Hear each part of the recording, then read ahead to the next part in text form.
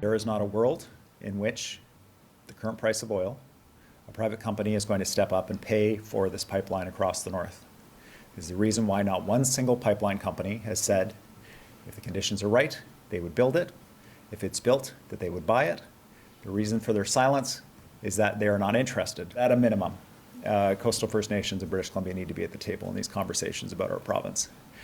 So I look forward to seeing what the Prime Minister and Premier Smith bring forward in the coming days, potentially.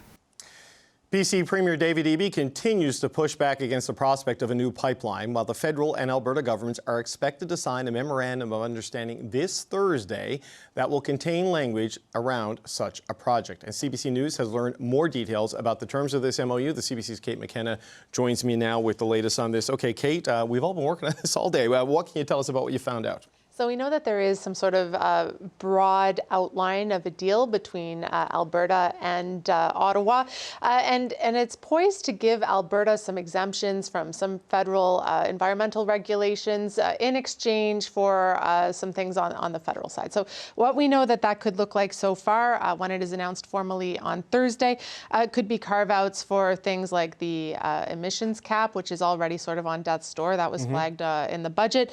The electricity regulations, possible exemptions for the tanker ban, which has already been reported by us and others. And this is all with an eye to a potential pipeline that would run through BC. It is expected to have some language in it that would offer some sort of political support for a pipeline like that. And of course, that would be monumental for Alberta. This is, number one on the Alberta wish list and something that we know has been part of negotiations now for some time. But Alberta is also making some concessions, our sources are telling us. One of those is expected to be a stronger industrial carbon tax. They have a provincial industrial carbon tax, which Danielle Smith froze, I believe, last year at about rather than raising it. So that's an interesting move. Sorry, keep going. No, and another is support for the Pathways Alliance carbon capture and storage plan. And we're told that the language in this MOU is conditional. For example, one element could be that Ottawa will freeze the clean electricity regulations if they reach a deal with Alberta to tighten that carbon tax by next April. So these are parts of an MOU we're expecting to be seeing formally in Thursday in what is expected to be quite a large event. Okay, so the bones of this were kind of spelled out in the budget, right? When they talked about the new climate competitiveness strategy. So broadly, as I understand it, the trade-off is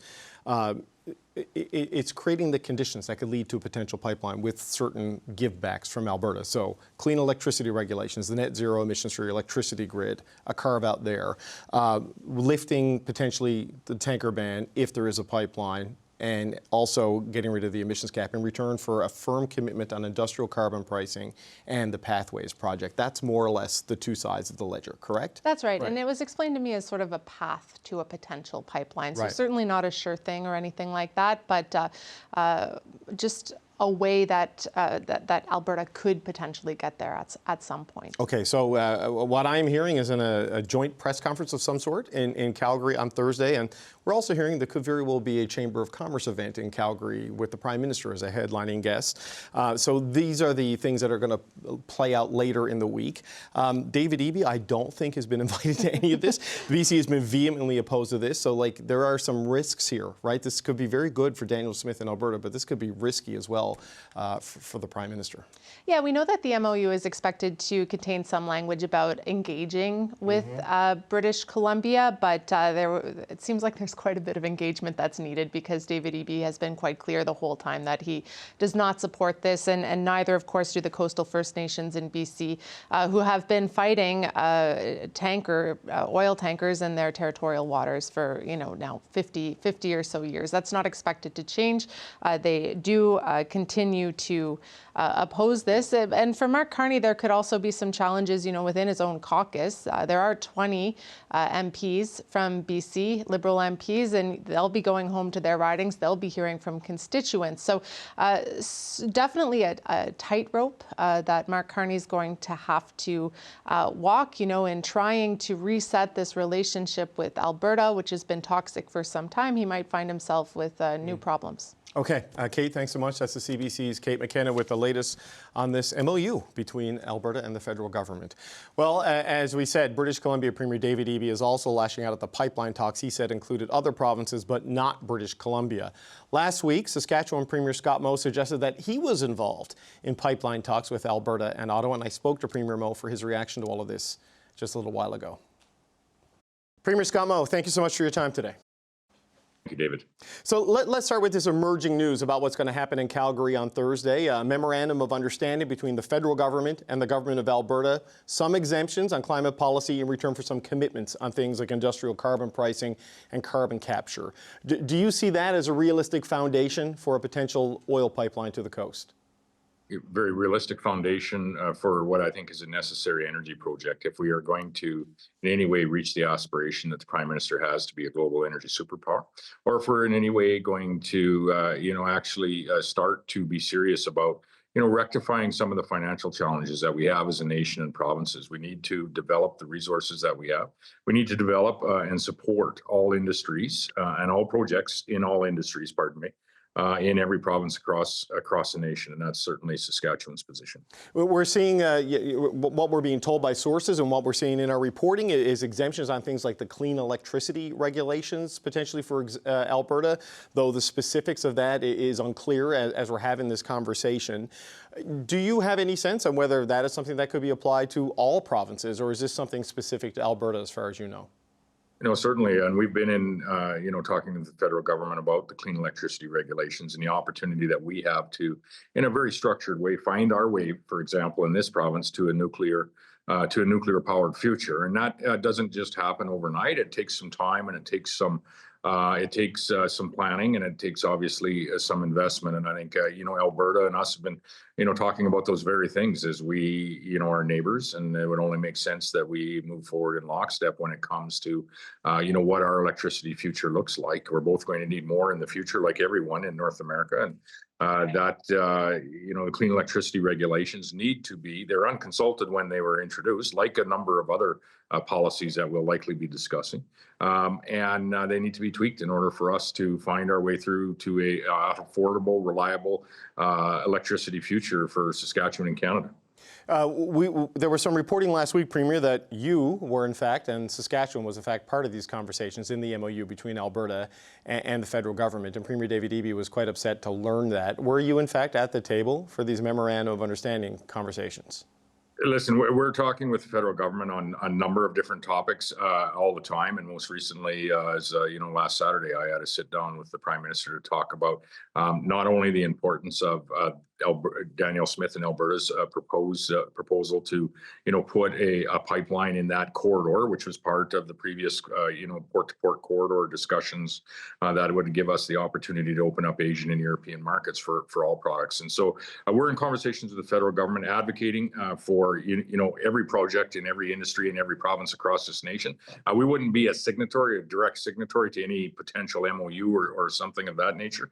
However, we very much are supportive of the work that Premier Smith has done, and we would, invite supportive as well, I think, of the projects that BC is putting forward in the LNG space, and we would hope that all premiers, including Premier Eby, could be equally supportive of all those projects in all of the industries in every province across the nation. That's Team Canada in a nutshell, and that's certainly we would ask him to join and be part of it.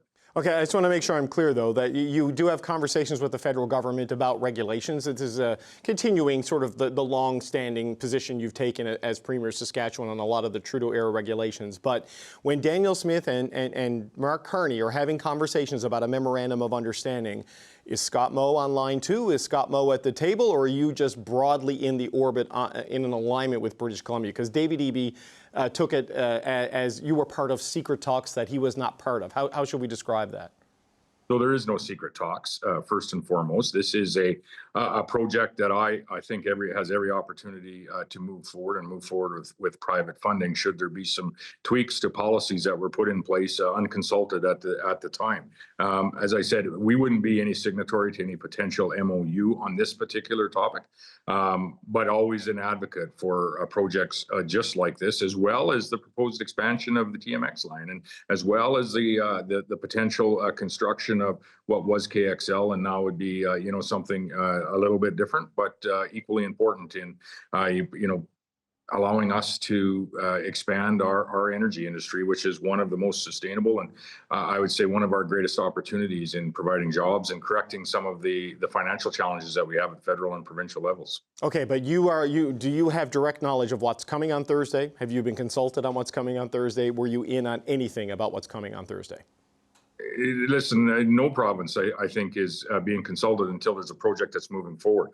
We proactively advocate and put in what Saskatchewan's position is, and some of that might even be somewhat specific, as we would have some product in that line, but nowhere near the barrels per day that Alberta would have.